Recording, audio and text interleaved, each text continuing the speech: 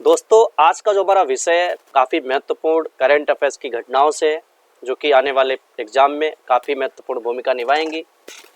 बिना देरी किए शुरू करते हैं। आइए, क्वेश्चन नंबर 1। अगर आपसे कह रहा है कि हाल ही में विश्व नागरिक सुरक्षा दिवस कब मनाया गया, तो आपका उत्तर होगा। प्रश्न नंबर 1, हाल ही में विश्व नागरिक सुरक्षा दिवस कब मनाया गया? ऑप्शन ए 27 फरवरी, बी 21 मार्च, बी 21 फरवरी, सी 3 मार्च, डी 1 मार्च। तो आपका उत्तर होगा ऑप्शन डी 1 मार्च। अगर विशेष जानकारी की बात करें तो ये हर साल 1 मार्च को मनाया जाता है। इसकी स्थापना वर्ष 1990 में अंतर्राष्ट्रीय नागरिक सुरक्षा संगठन द्वारा की गई और जो वर्ष 2026 में 1 मार्च को मनाया गया तो इसकी थीम थी लचीले और टिकाऊ भविष्य के लिए पर्यावरणीय जोखिमों का प्रबंधन करना। पर्यावरण काफ़ी महत्वपूर्ण है मित्रों, इसलिए ये प्रतिवर्ष मनाया जाता है। और उद्देश्य की बात करें तो जन जागरूकता को बढ़ाना, नागरिक सुरक्षा कर्मियों का सम्मान करना और आत्म सुरक्षा के प्रति सचेत करना और सरकारी प्रयासों को बढ़ावा देना, ये इसके उद्देश्य हैं, काफ़ी महत्वपूर्ण है। और अगर हम स्पेशल की बात करें तो भारत में नागरिक सुरक्षा की नींव जो है 24 अक्टूबर 1941 को रखी गई थी और वर्तमान जो इसका स्वरूप है वो 1968 के नागरिक सुरक्षा अधिनियम के माध्यम से किया जाता है। क्वेश्चन नंबर 2, राजस्थान स्थित प्रसिद्ध पर्वत माउंट आबू का नाम बदलकर क्या कर दिया गया? तो option A Guru Shikhar, B आबूराज, C mount Abu और डी गिरिराज। तो इसका जो उत्तर है वो होगा आबूराज, ऑप्शन बी। अगर हम विशेष जानकारी की बात करें तो ये राजस्थान का एकमात्र हिल स्टेशन है और ये अपनी प्राकृतिक सुंदरता, ठंडी जलवायु और प्राचीन मंदिरों के लिए प्रसिद्ध है और इसे राजस्थान का स्वर्ग भी कहते हैं। काफ़ी महत्वपूर्ण है कि माउंट आबू को क्या कहते हैं, तो राजस्थान का स्वर्ग कहते हैं। अगर हम इसके आकर्षण की बात करें तो दिलवाड़ा जैन मंदिर जो कि 11वीं और 13वीं सदी में बनाया गया और यहाँ पर एक झील है जिसका नाम है नक्की झील, काफ़ी महत्वपूर्ण है। और गोराम घाट नहीं, माफ़ करना, यहाँ गोरान घाट है, मिसप्रिंट है, तो गोरान घाट दर्रा माउंट आबू के निकट है। और टोड रॉक की अगर बात करें तो ये मेढक जैसी आकृति वाली चट्टान है, ये काफ़ी महत्वपूर्ण है। अगर पूछे कि राजस्थान में कौन सी चट्टान है जो मेढक जैसी आकृति वाली है, तो आपका उत्तर होगा टोड रॉक। और एक बैलाडीला जो छत्तीसगढ़ में पड़ती है वो बैल के कुबड़ जैसी चोट पहाड़ी है, तो ये काफ़ी इंपॉर्टेंट है टोड रॉक। अगर हम क्वेश्चन नंबर 3 की बात करें कि टेरी के विश्व सतत शिखर सम्मेलन का कौन सा संस्करण 2026 में आयोजित किया गया? ऑप्शन ए 25वां, बी 29वां, सी 23वां और डी 26वां। तो ऑप्शन ए 25वां। अगर हम इसकी अतिरिक्त जानकारी की बात करें तो ये नई दिल्ली में किया गया और इसका मुख्यालय भी नई दिल्ली में है।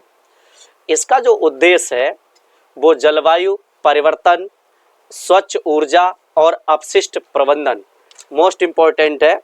और जो 2026 में ये मनाया गया तो इसकी जो थीम थी वो थी परिवर्तन सतत विकास के लिए दृष्टि, आवाज़ और मूल्य। काफ़ी इम्पोर्टेंट थीम है, एक बार फिर सुन लें, परिवर्तन सतत विकास के लिए दृष्टि, आवाज़ और मूल्य, काफ़ी महत्वपूर्ण है। और अगर टेरी की बात करें तो इसका फुल फॉर्म होता है the energy and resource institute, जिसकी स्थापना 1974 में हुई और काफ़ी महत्वपूर्ण है। क्वेश्चन नंबर 4, आप राष्ट्रीय विज्ञान दिवस 2026 किस तारीख को मनाया गया? ऑप्शन ए 28 जनवरी, बी 28 फरवरी, सी 27 फरवरी, डी 24 जनवरी। तो आपका उत्तर होगा 28 फरवरी। आइए चर्चा करते हैं कि 28 फरवरी को क्यों मनाया जाता है। आपको बता दें, सर सीवी रमन द्वारा 28 फरवरी 1928 को रमन प्रवाह की खोज की थी, आविष्कार किया था, उन्हीं की याद में ये मनाया जाता है। और सीवी रमन जी को 1930 में नोबेल पुरस्कार से सम्मान मिला।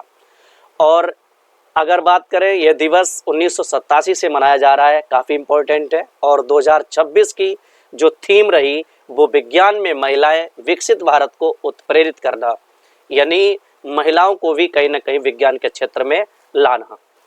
अब अगर हम बात करें नंबर 5 की, तो विश्व आर्थिक मंच वर्ल्ड इकोनॉमिक फोरम WEF, तो विश्व आर्थिक मंच के किस अध्यक्ष ने सीईओ ने अपने पद से इस्तीफा दिया? तो आपको बता दें, बोर्गे ब्रेडे नाम का जो व्यक्ति है, इसने विश्व आर्थिक मंच के पद से, अध्यक्ष पद से इस्तीफा दिया है।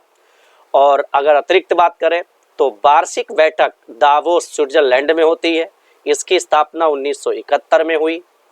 और अगर हम बात करें इसके मुख्यालय की तो कोलोनी ग्राम जिनेवा स्विट्जरलैंड में, यानी वर्ल्ड इकोनॉमिक फोरम का जो मुख्यालय है जिनेवा स्विट्जरलैंड।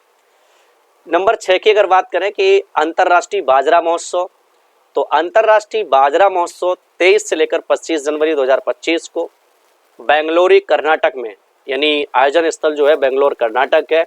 और इसकी जो थीम रही है वो कृषि पारिस्थितिकी के माध्यम से कृषि खाद्य प्रणालियों का परिवर्तन, एक वैश्विक परिप्रेक्ष्य, यानी मोटे अनाज को कहीं ना कहीं बढ़ावा देना है।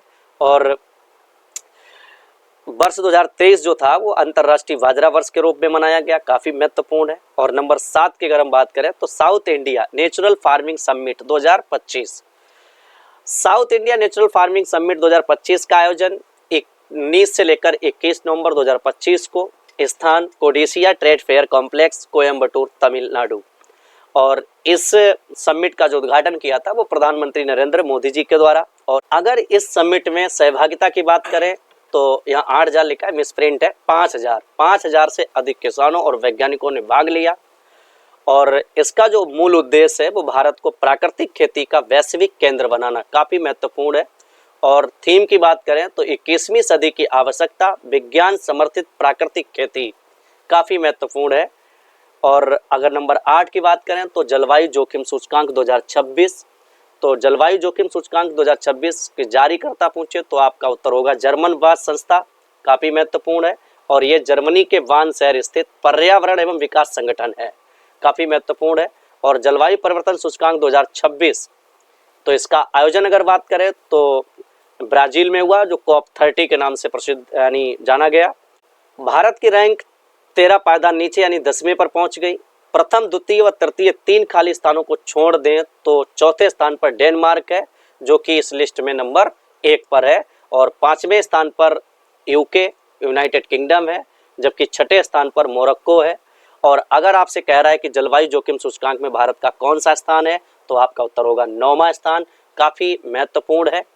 और ये बहुत ही महत्वपूर्ण प्रश्न है जो कि कम समय में आप तक पहुंचा रहे हैं। कंटेंट समझ में आए तो आप हमें सहयोग करें। Thank you.